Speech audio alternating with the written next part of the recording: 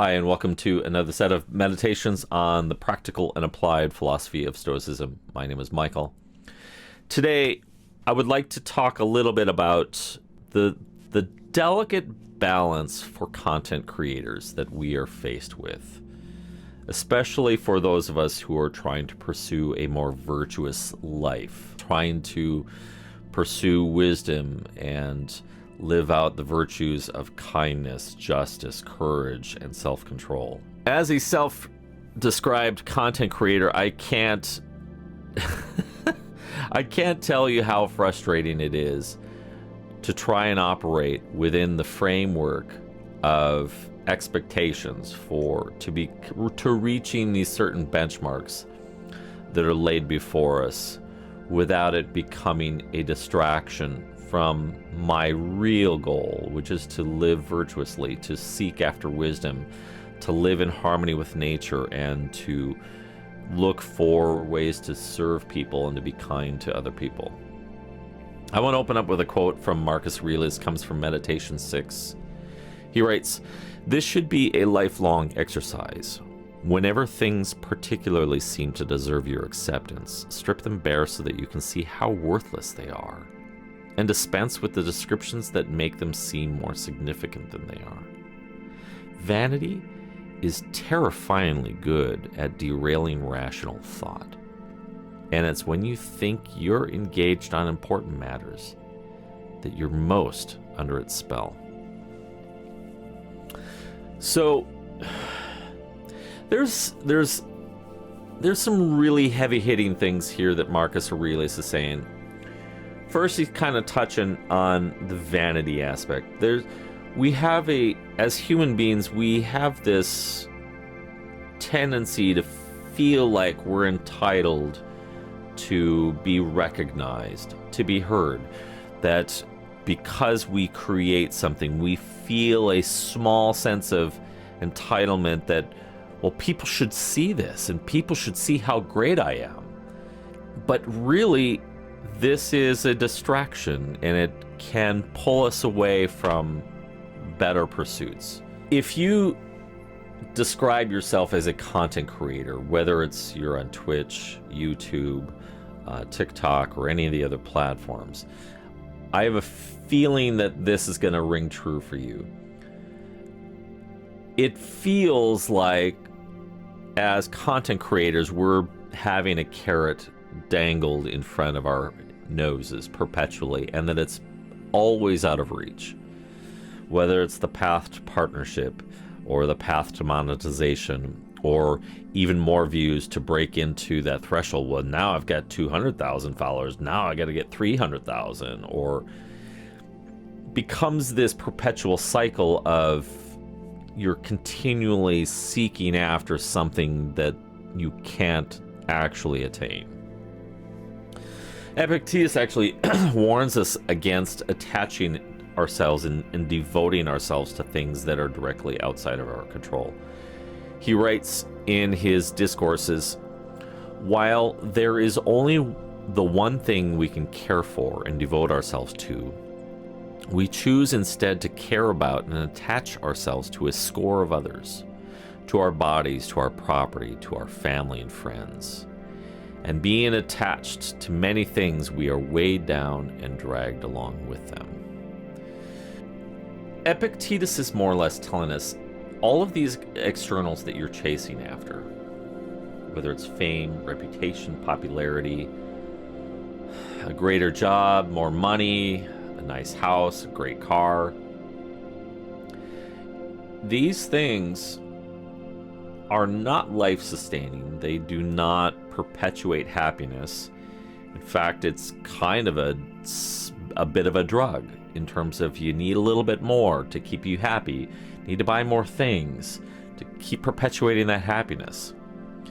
Well, Epictetus has warned us that, listen, these things don't add value to you, and they're going to drag you down along with them. He would argue that our greatest pursuit really should be on pursuing after wisdom, after trying to cultivate virtue in our life. And what is virtue? Virtue is being kind, upholding justice, showing courage in the face of fear and doubt, and operating our lives out of self-control. So, as a content creator, we're in this quandary, right? To reach these benchmarks, you want to become partner, you want to be able to monetize your channel, you want to reach a certain threshold. It's a really delicate balance if your deep down desire is to really be a decent human being and to live your very best life. How do we hold all this into balance? We can take a cue from Marcus Aurelius. First thing is, you got to strip these goals of all of their mystique. Marcus Aurelius kind of did this regularly with the creature comforts that he was exposed to regularly as a Roman emperor. He writes in Meditation 6, how useful it is when you're served roast meat and similar dishes to think to yourself, this is the corpse of a fish, or this is the corpse of a bird or a pig. Or again, to see Falernian wine as mere grape juice. He regularly performed these exercises of taking the things that he craves after and distill it down to its corporeal parts, where, like, for example, with, a fancy fish dish, it's just a fish, it's just the corpse of a fish and some stuff that's been put and it's been cooked, and that's all it is. We tend to, especially in this day and age of marketing, everything has to be marketed, everything has to be branding forward and focused. We describe wines as if they're decadent and have all of these properties, like it's like black cherries with chocolate and the decadence of oak, and it's like, it's just grape juice that's been fermented. Marcus Aurelius, take a cue from Marcus Aurelius and take all these things that we crave and distill them down to their parts. So let's distill these things down. Let's take, for example, the path to becoming partner on Twitch. Really, all it is you're reaching a set of benchmarks, a set of numbers, number of viewers, a number of people willing to subscribe to your channel. But in the end, it's not for your benefit, it's really to keep people engaged on the platform, so that in the end, Amazon or YouTube or whomever is remaining profitable and maintaining their objectives. So they tease us in by dangling the carrot. Hey, you can get partner, you can get 50% monetization instead of just this amount of monetization, or whatever the numbers may be. They dangle the carrot to entice you to create and generate more content, to keep other people who are bored out of their skulls and are looking for an escape from reality, to keep them on the platform. When you distill it down to its parts, you take the teeth out of the proverbial wolf. You're like, well, that's just all it is we're just perpetuating a platform. Yeah, I'm making a little money, but we're really just perpetuating the platform. When you do that, it helps free yourself. You're free to no longer be lured in by the mystique of, ooh, partner, ooh, I got all the things. Take the sting out of it, take the allure out of it, just distill it down to its parts. Understand what you're getting yourself into.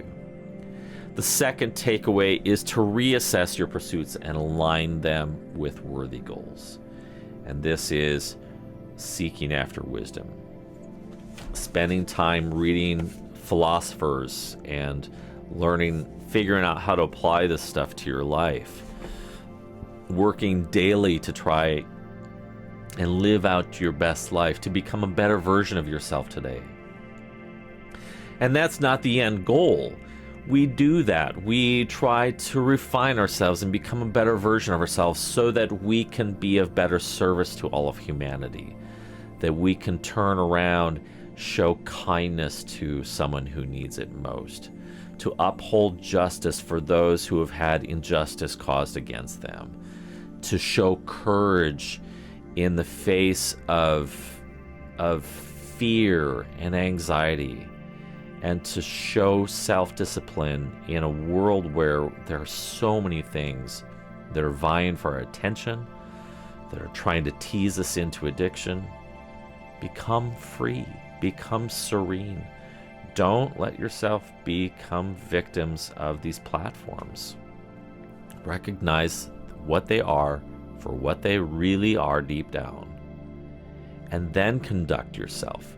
So go ahead, pursue partner, pursue monetization on YouTube or whatever your goal is, but don't let the allure and the mystique distract you from the more worthy goal. And that's by becoming the best version of yourself today so that you can show kindness to other people, uphold justice, to be courageous, and exhibit self-control. Thanks a lot for watching. I hope this has been helpful for you. If you have questions, please put them in the comments, and I'll do my best to respond to them. Thanks a lot, and be kind to yourself, be kind to other people, because we're all interconnected. Bye now.